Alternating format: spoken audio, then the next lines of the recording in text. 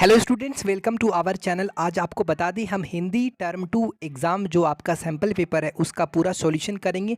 Video को patience के साथ देखिएगा और फर्स्ट टाइम विजिट की हो तो चैनल को सब्सक्राइब कर लीजिएगा और इस वीडियो के लिए एक लाइक ज़रूर कर दें। हम काफ़ी हार्ड वर्क करते हैं। हमारा क्या है क्वेश्चन, चलिए देखते हैं। सबसे पहले हम सैम्पल पेपर क्वेश्चन को देखते हैं। झारखंड शैक्षिक अनुसंधान एवं प्रशिक्षण परिषद रांची झारखंड द्वितीय सर्वाधिक परीक्षा यानी टर्म 2 एग्जामिनेशन कक्षा 9 विषय हिंदी। आपका जो टाइम मिलेगा 1 घंटा 30 मिनट। पूर्णांक कितना आपको 40 यहाँ पर हम सबसे पहले सेट 1 का सॉल्यूशन पूरा करेंगे। उसके बाद मेरा अगला वीडियो जो आएगा वो सेट 2 आएगा, इसलिए चैनल को सब्सक्राइब कर लीजिएगा। टोटल पूर्णांक आपको बता दिया 40 का। समान निर्देश कितना है? परीक्षार्थी यथासंभव अपनी ही भाषा शैली में उत्तर दें। इस प्रश्न पत्र के 3 खंड होंगे, यानी 3 खंड में डिवाइड किया गया है। सभी खंड के प्रश्नों का उत्तर देना अनिवार्य है। सभी प्रश्न के लिए निर्धारित अंक उसके सामने उपरांत में अंकित है। प्रश्नों के उत्तर उसके साथ दिए निर्देश के आलोक में ही लिखें। 2 अंक के प्रश्नों का उत्तर लगभग 20 शब्दों में, 3 अंकों के प्रश्नों के उत्तर लगभग 50 शब्दों में, 5 अंक के प्रश्नों के उत्तर लगभग 100 शब्दों में एवं 6 अंक के प्रश्नों के उत्तर लगभग 150 शब्दों में। यहाँ पर खंड का में कुछ पैराग्राफ दिया हुआ, इस पैराग्राफ को आपको वो रीड करके आपको क्वेश्चन का आंसर देना है। जैसे गांधी जी की पत्नी का क्या नाम था, ये सारे बहुत सारे क्वेश्चन है खंड का में है। फिर खंड खा में, जो खंड का में आपका जो यहाँ पर से जो नंबर मिलेगा 3 गुना 2 6 नंबर मिल जाएगा। खंड खा में जो आपको नंबर मिलेगा कितना मिलेगा? 12 नंबर। ठीक है, 12 और यहाँ आपको 6। खंड गांव में जो है 5। आई बात समझ में? फिर यहाँ से 6 मिलेगा आपको। तो चलिए इसका हम पूरे तरह से इसका सॉल्यूशन स्टार्ट करते हैं। ठीक है स्टूडेंट, खंड खंड का जो है हमारा जो पैराग्राफ से क्वेश्चन यहाँ पर निकाला गया है, क्या लिखा है? गांधी जी की पत्नी का क्या नाम था? उत्तर, इसका उत्तर क्या होगा? गांधी जी की पत्नी का नाम कस्तूरबा गांधी था। ठीक है। प्रश्न 2 में क्या है? दैनिक जीवन में लोगों को हम कौन कौन से कार्य करते हुए देखते हैं? दैनिक जीवन में हम लोगों को अलग अलग प्रकार के काम करते हुए देखते हैं, जैसे सड़क पर ठेला लगाने वाला, दूध वाला, नगर निगम में सफाई कर्मी, कार्यालय कर्मी, स्कूल अध्यापक और कई अन्य लोगों को हम लोग रोजाना देखते हैं। ठीक है, काम करते हुए। प्रश्न 3 है, बाबा अमेठ और सुंदरलाल बहुगुणा अपने किन किन कार्यों के लिए जाने जाते हैं? बाबा अमेठ ने समाज द्वारा तिरस्कृत रोगियों की सेवा में, मतलब अपना जो भी रोगी उगी का उसका बहुत ज़्यादा सेवा किया है। ये बाबा अमेठ ने अपना संपूर्ण जीवन यानी पूरी जीवन को समर्पित कर दिया है। जरूरी नहीं है कि देखो आप पूरा एकदम जैसे लिखा हुआ वैसे ही उसका आंसर दो, उत्तर दो। आप अपने समझ कर भी दे सकते हो उत्तर। ठीक है, तो आपको आंसर 100% मिलेगा। बस समझ लो कि बाबा अमेठ ने पूरा जिंदगी लगा दिया किसके लिए? रोगियों का सेवा करते हुए। आई बस में। और सुंदरलाल की बहुगुणा ने क्या किया? अपने प्रसिद्ध चिपको आंदोलन के माध्यम से पेड़ों को संरक्षण प्रदान किया, यानी पेड़ों को पूरा सुरक्षा के लिए वो अपना जिंदगी में लगा दिया। आई बस में। यहाँ पर नेक्स्ट जो क्वेश्चन है खंड खा से क्या है? प्रश्न 4, निम्न प्रश्नों से किन्हीं 4 प्रश्नों के उत्तर दें। यहाँ पर केवल 4 प्रश्नों के उत्तर देना आपको। क ऑप्शन जो हमारा क जो क्वेश्चन क्या कह रहा है? बालिका मैना ने सेनापति को अपने कौन कौन से तर्क देकर महल की रक्षा के लिए प्रेरित किया? समझ गए क्वेश्चन? इसका उत्तर होगा बलिका नहीं होगा, एक्चुअली बालिका होगा। बालिका मैना ने सेनापति को निम्न तर्क दिए। पहला नंबर, बालिका मैना ने अंग्रेजों के विरुद्ध शस्त्र उठाने वालों को दोषी बताया और कहा कि इसमें मकान का क्या दोष है। दूसरा नंबर, मैना ने बोला, यानी कि बालिका मैना ने बोला कि महल को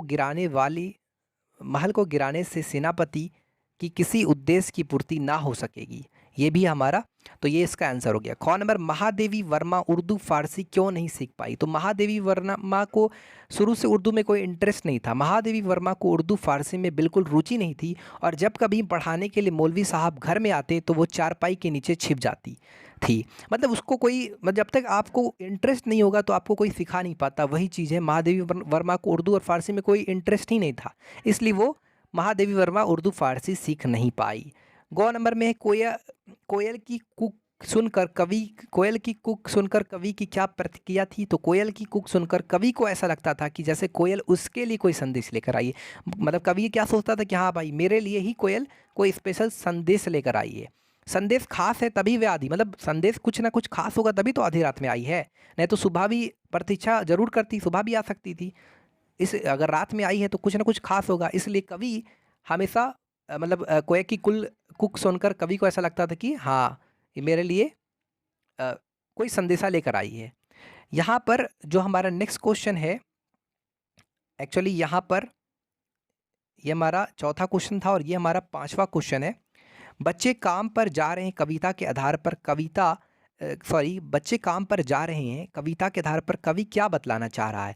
बच्चे काम पर जा रहे हैं, इसके विषय में कवि समाज की ओर आगाह करते हुए कहता है कि बच्चे जिनका बचपन उमंग, स्वस्थ शैक्षिक परिवेश तथा चिंताहीन तरीके से गुजरना चाहिए, उनका काम पर जाना हमारे समय का सबसे अधिक भयानक सत्य है। तो कितनी अच्छी बात बताई। यहाँ पर प्रश्न संख्या एक्चुअली ये जो हमारा गौ है और ये घौ है, ठीक है, यहाँ पर एक्चुअली मिट गया है, ठीक है, ये क्वेश्चन नंबर 5 नहीं है, घौ है एक्चुअली। प्रश्न 5 यहाँ से स्टार्ट हुआ। निम्न प्रश्नों में से किन्हीं दो प्रश्नों के उत्तर दें। एक तो है रीढ़ की हड्डी शीर्षक एकांकी के द्वारा लेखक ने समाज के किन बुराइयों की ओर संकेत किया। तो रीढ़ की हड्डी शीर्षक एकांकी के माध्यम से लेखक ने समाज में व्याप्त दहेज की समस्या, यानी ये सारे प्रॉब्लम जो है दहेज की समस्या है, लड़कियों को शिक्षा से दूर रखने की साजिश, लड़के के पिता की दहेज लोलुपता, युवाओं में शिक्षा एवं चरित्र की मजबूती के प्रति घटती रुचि आदि बुराइयों की ओर संकेत किया है। यहाँ पर खौ में गरीब आदमी का शमशान नहीं उजड़ना चाहिए, आशय स्पष्ट करें। गरीब आदमी का शमशान नहीं उजड़ना चाहिए, इस कथन का यह मतलब है कि गरीबों के रहने की जगह यानी जहाँ रहते हैं उसका जगह नहीं छीनना चाहिए। माटी वाली जब एक दिन मजदूरी करके घर पहुँचती है तो उसके पति की मृत्यु हो चुकी होती है। अब उसके सामने विस्थापन से ज़्यादा पति के अंतिम संस्कार की चिंता होती है। बांध के कारण सारे शमशान पानी में डूब चुके होते हैं, ठीक है। तो ये इसका आंसर है, उत्तर क्या है। 4 दिनों के अवकाश हेतु प्रधान चार्ज को आवेदन पत्र लिखना है यहाँ पर। तो यहाँ पर सबसे पहले लिखना है, यहाँ पर आप दिनांक दे दो ना, जो भी दिनांक आपको देना है आप दे देना। यहाँ पर लिखना है सेवा में श्रीमान प्रधान चार्ज।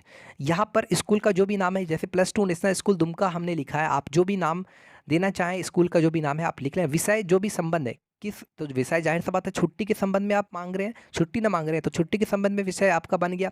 सविनय निवेदन यह है कि मैं पिछले 2 दिनों से, आप 3 दिनों से, कुछ भी जरूरी नहीं कि आप बुखार ही है तो वही लिखोगे, आप कुछ भी लिख सकते हो, कोई भी टॉपिक।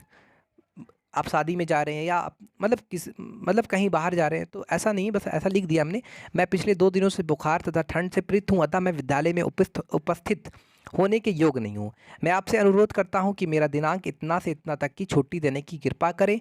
इसके लिए मैं आपका सदा आभारी रहूँगा। आपकी आज्ञाकारी छात्र, जो भी नाम है लिख देना नीचे, उसका क्लास लिख देना और क्रमांक यानी रोल नंबर लिख देना, बस इतना ही करना है, आपको यहाँ पर अच्छे नंबर मिल जाएंगे, ठीक है।